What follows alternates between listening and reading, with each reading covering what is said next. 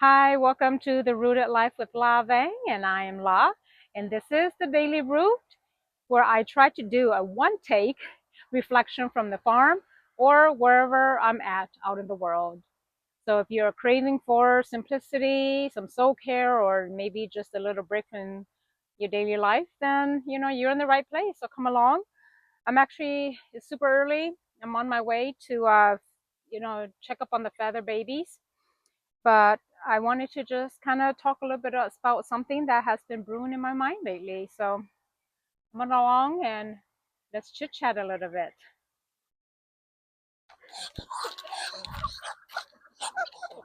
So they're all just hanging out with me. I'm in the chicken run. I don't have my iPod, or at least my iPhone holder, so just trying to hold it with my hand here. They're all, hey you guys, say hi. I have a little bit of a cup of feed for them, just to kind of, this is how I, hi Sabrina, hi everyone. Hi Sabrina, hi Fatty, hey you, hi Shorty. Today, as I was sitting, writing, checking emails before my day began and drinking my coffee, I thought about this whole notion of, oh, hi Bean, that's been brewing in my mind a lot lately about the whole notion of what it means to be your authentic self. I've read a lot of books over the years about authentic, being authentic and being in your truth, which is, I think, a valuable thing. But to be honest with you, sometimes I kind of wonder if, or at least reading a lot of it, books and suggestions and all that, I think in a way it just creates more chaos, or not chaos, but just more confusion, just more pressure on what everyone is doing. And I decided, all these years, and I have plenty of those books sitting on my bookshelf about how to be your most authentic self, how to live in your truth.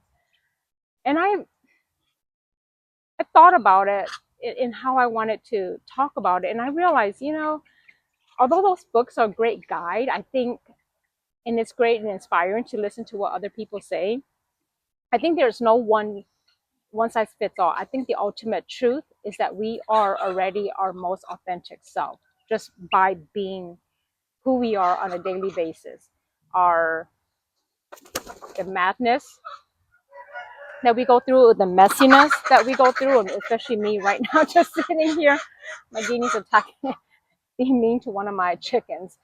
Just being here as yourself, messy and all, farm clothes in my case, just sitting here, chickens jumping on me and my pants, dirtying it with poop. This is it. This is the most authentic I will ever be.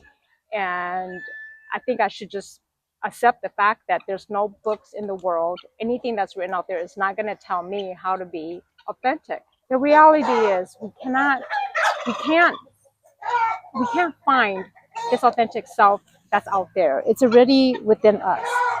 I spent years reading books, taking sometimes, these personality tests, listening to podcasts about living your most authentic self. And it's a little bit exhausting sometimes because then after listening to it, although I do feel good, it actually starts making me question myself like, holy moly, there's more stuff that I need to do.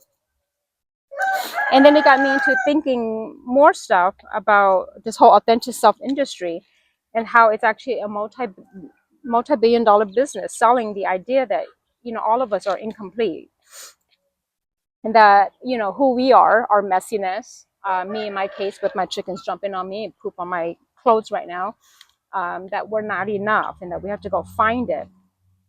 And so being on the verge of 50, there's something beautiful about it. Not that it didn't take me this long, but I question many things. But in being a half a century or turning half a century years old, and just thinking about this a lot lately, about my legacy, what I really want to do, things I still want to accomplish.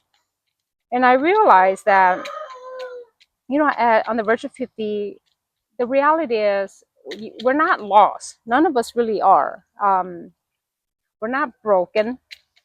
And we don't We don't need finding out there. Just being our authentic self. Really is just this very moment, at least in my case, instead of trying to become someone, full blown makeup or whatever, just to get ready and trying to show up in a different way. This is just who I am. Talking to all of you in my farm clothes, um, getting distracted by all these babies. um, so here's the deal. This is what I'm going to do. Instead of finding the authentic La that's out there, this is it. La right here. This is being authentic me, 49-year-old me on the verge of 50. I'm just going to notice more of what I like rather than what I don't like. Not what the world tells me, not what these books are telling me, what I should do. Uh, because reality is, at this age, we all know what we like. We all know what we don't like. We all are, and even if we're not expressing it to people, we know. And how I know that is what I do, whatever, if it makes me happy, then that's what I like. And even if the world doesn't care about it, right? No one cares. Some people might think it's crazy of me sitting here letting the chickens jump on me and poop on my pants and my shirt. And sometimes some of them jump in my hair. I'm trying to stop them from doing that.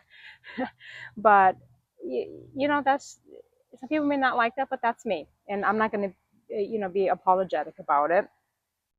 Anyhow, I got to get going soon here. My arm's kind of hurting because I don't have my iPhone stuff, my own iPhone holder. And these chickens are just swarming me and trying to pull on my pants and whatever. So if you're looking for your authentic self, I just want to sit here and say to stop finding it out there. I think we all know who we are.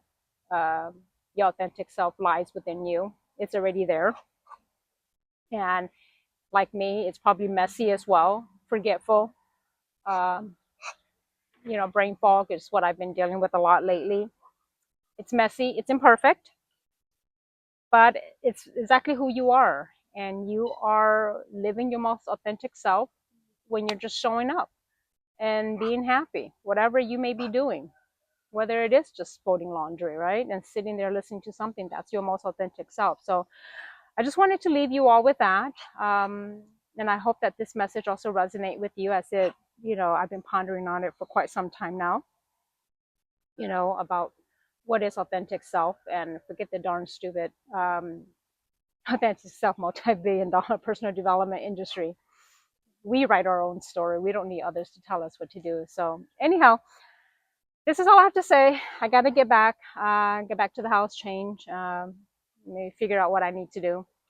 But anyhow, yes, if this message resonated with you, comment below.